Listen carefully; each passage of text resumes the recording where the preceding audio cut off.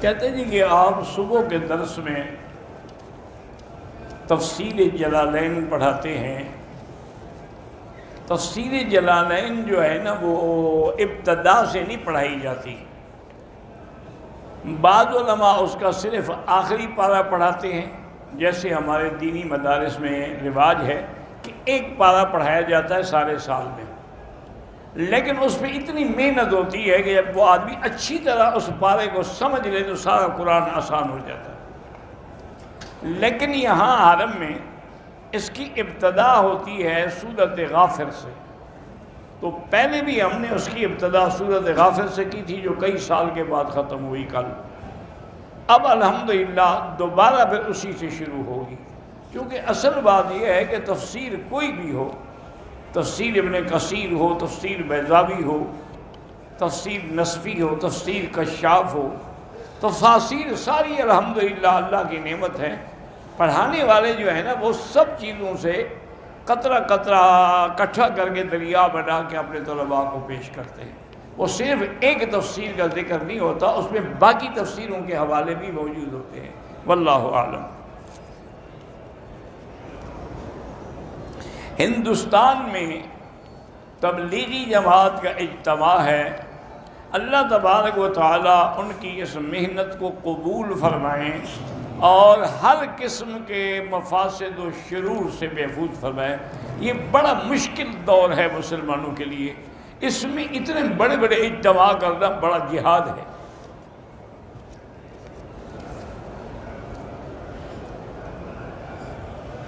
کبوتر کا دانہ کسی نے دیا، کس نے دیا؟ جس نے دیا کھا جاؤ. کیا پتہ کیا لکھا ہے، مجھے سمجھ نہیں آیا. مقتدی پہلی رکعت میں اگر امام کے پیچھے ہے تو بس اللہ اکبر کر کے وہ کھڑا رہے، کچھ بھی نہیں پڑھے. صرف پھر جب رکوع میں جائے گا تو تسبیحات پڑھے گا. پھر جب کھڑا ہوگا تو اس وقت بھی جب امام کہے گا سمع اللہ لمن حمدہ تو یہ کہے گا ربنا لک الحمد حمدا کثیرا طیبا مبارکا کما یحب ربنا ویرضی. نہ آئے تو رب سمع اللہ ربنا لک الحمد، اتنا ہی کافی ہے. پھر سجدے میں جائے گا تسبیحات پڑھے گا سبحان ربی الاعلیٰ بس. اگر اکیلے ہوگا تو اللہ اکبر کے بعد سبحانک اللہم پڑھے گا، پھر اس کے بعد اعوذ باللہ من الشیطان الرجیم بسم اللہ الرحمن الرحیم، پھر فاتحہ پڑھے گا.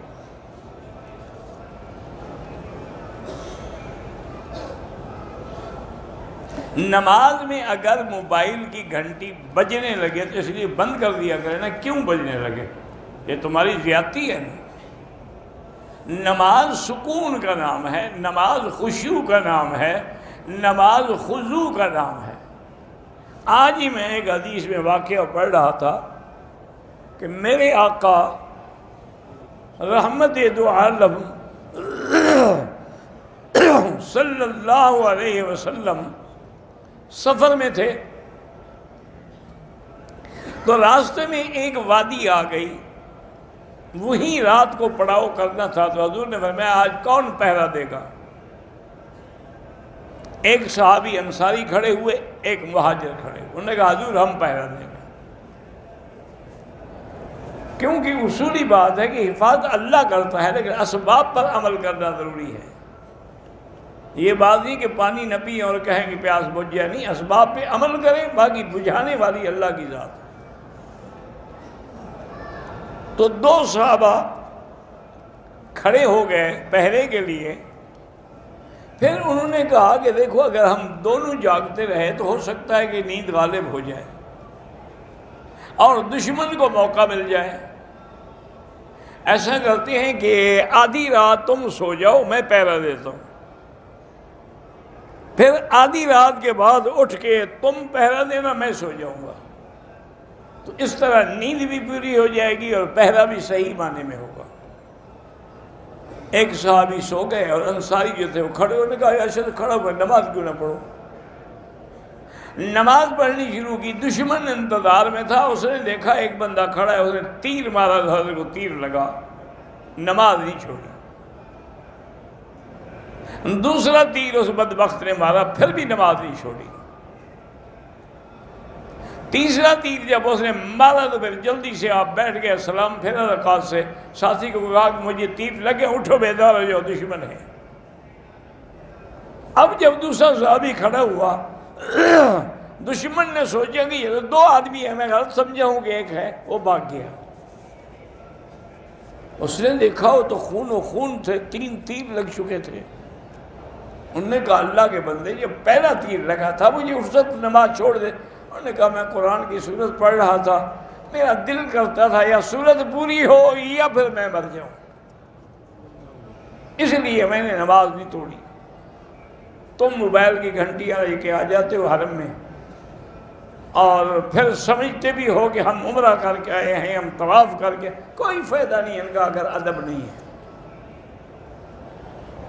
اگر اللہ کے گھر کا ادب نہ ہو، بے ادب محروم شدت فضل رب۔ بے ادب لوگ جو ہیں وہ اپنے اللہ کی نعمتوں سے، اللہ کے دیے علم سے ہمیشہ محروم رہتے ہیں۔ جو طلباء اپنے استاد کا ادب نہ کریں وہ کبھی عالم نہیں بن سکتا۔ حضرت مولانا ادریس خان دہلوی رحمۃ اللہ علیہ جو بہت بڑے محدث تھے،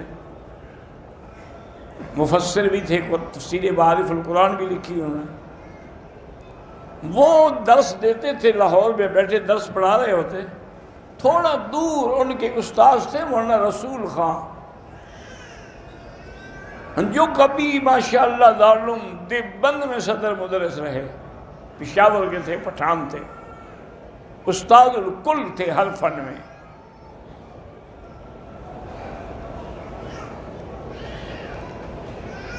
تو ان کو جب دیکھتے نا جی تو وہ سبق چھوڑ کھڑے ہو جاتے۔ میں نے کہا حضرت جی سلام علیکم، سلام علیکم، تو طلباء ہنستے کہ بوڑھا آدمی ہے، پر ان کو پتہ ہی نہیں، وہ تو جا رہے ہیں کس کو سلام کریں۔ کہتے ہاں ان کو پتہ نہیں، میں نے تو دیکھ لیا نا اپنے استاد کو، میں کیسے بیٹھ سکتا ہوں، میں نے تو ادب کرنا ہے، وہ نہ سنے نہ دیکھے۔ تو اس طرح ادب ہوتا تھا ان کے دلوں میں۔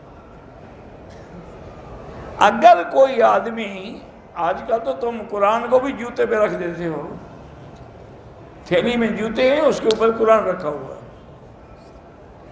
ان کا یہ عالم تھا کہ اگر حدیث کی کتاب پہ کسی نے منطق کی یا فلسفے کی کوئی سلم یا قطبی یا کوئی کتاب رکھی، اٹھا کے کہتے کیا ظلم کر رہے ہو، حدیث پر اس کتاب کو رکھ رہے ہو، تمہیں ادب نہیں ہے۔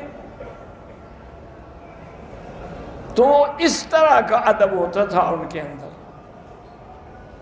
ہمیشہ یاد رکھیں کہ جب بھی حرم میں داخل ہوں موبائل کو فوراً سائلنٹ پہ کر دیں، تاکہ اگر کوئی کال آئے گی بعد میں دیکھ لینا۔ نماز میں دیکھنے سے تو نماز ختم، عمل کثیر ہے۔ البتہ یہ ہو سکتا ہے کہ اس کی گھنٹی ایسے کھڑے کھڑے بند کر دیں، دیکھیں نہیں، نکال کے دیکھو گے پھر تو تمہارے دونوں ہاتھ مشغول ہو گئے۔ اب جب دونوں ہاتھوں سے عمل کیا جائے تو حنفی مسلک میں تو عمل کثیر ہے، نماز باطل ہو جاتی ہے۔ اس لیے ہمیشہ احتیاط کریں، خدا کے لیے بڑے اہتمام سے۔ اور دیکھیں ابھی آپ آیت پڑھ رہے تھے کہ مومن کی نشان یہ ہے کام کر کے، نیکی کر کے بھی ڈرتا ہے کہ قبول ہوگی کہ نہیں ہوگی۔ ایک دفعہ ایک اللہ والے آئے، مقام ملتزم پہ کھڑے تھے دعا کے لیے، تو ان سے آگے ایک آدمی اور بھی ملتزم کو لگا ہوا تھا۔ اچھا خدا کی شان یہ ہے کہ دونوں اللہ والے تھے، صحیح معنوں میں اولیاء اللہ سے۔ اس نے سنا کہ آواز آتی ہے کہ ہٹ جاؤ میرے دروازے سے، تمہاری حاضری قبول نہیں ہے۔ انہیں ایک دفعہ سنا، 2 دفعہ، تیسری دفعہ اس کو ہلایا، کہا اللہ کے بندے یہ اللہ کے جلال کا وقت ہے، تمہاری حاضری قبول نہیں ہو رہی، ہٹ جاؤ۔ انہوں نے کہا اچھا تم نے بھی سن لیا؟ انہوں نے کہا ہاں۔ انہوں نے کہا میں تو 16 سال سے سن رہا ہوں، تم نے تو آج سنا ہے نا، ہٹ کے کہاں جاؤں گا، اور کوئی دروازہ ہے؟ جب اور دروازہ کوئی نہیں، مجھے کہہ دے ہٹ جاؤ، کدھر جاؤں؟ فوراً آواز آئی کہ تیری 16 سال کی عبادت منظور۔ تو اصل چیز وہ ادب ہے، وہ احترام ہے، جو آدمی کو اللہ قرآن کا ادب نہ ہو، حدیث کا ادب نہ ہو، کبھی سمجھ نہیں آئے گا۔